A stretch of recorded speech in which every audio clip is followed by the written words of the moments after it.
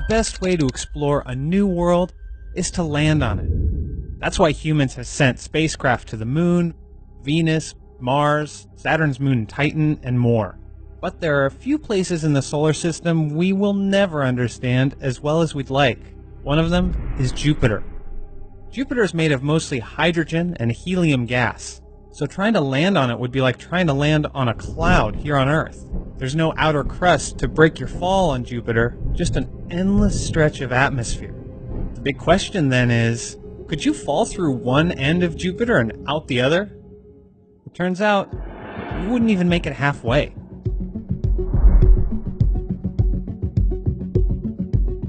First things first, Jupiter's atmosphere has no oxygen, so make sure you bring plenty with you to breathe. The next problem is the scorching temperatures, so pack an air conditioner. Now, you're ready for a journey of epic proportions.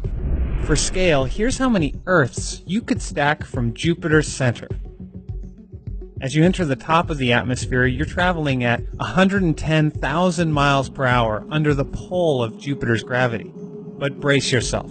You'll quickly hit the denser atmosphere below, which will hit you like a wall. It won't be enough to stop you, though. After about 3 minutes, you'll reach the cloud tops, 155 miles down. Here you'll experience the full brunt of Jupiter's rotation.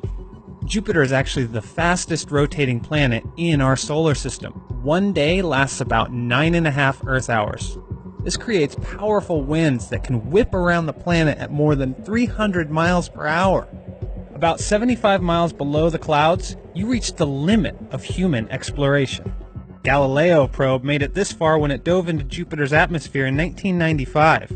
It only lasted 58 minutes before losing contact and was eventually destroyed by the crushing pressure. Down here, the pressure is nearly 100 times what it is on Earth's surface. And you won't be able to see anything, so you'll have to rely on instruments to explore your surroundings. By 430 miles down, the pressure is 1,150 times higher. You might be able to survive down here if you were in a spacecraft built like the Trieste submarine, the deepest diving submarine on Earth. Any deeper, and the pressure and the temperature will be too great for the spacecraft to endure. However, let's say that you could find a way to descend even further. You will uncover some of Jupiter's grandest mysteries. But sadly, you'll have no way to tell anyone. Jupiter's deep atmosphere absorbs radio waves, so you'll be shut off from the outside world, unable to communicate. Once you've reached 2,500 miles down, the temperature is 6,100 degrees Fahrenheit. That's hot enough to melt tungsten, the metal with the highest melting point in the universe. At this point, you will have been falling for at least 12 hours, and you won't even be halfway through.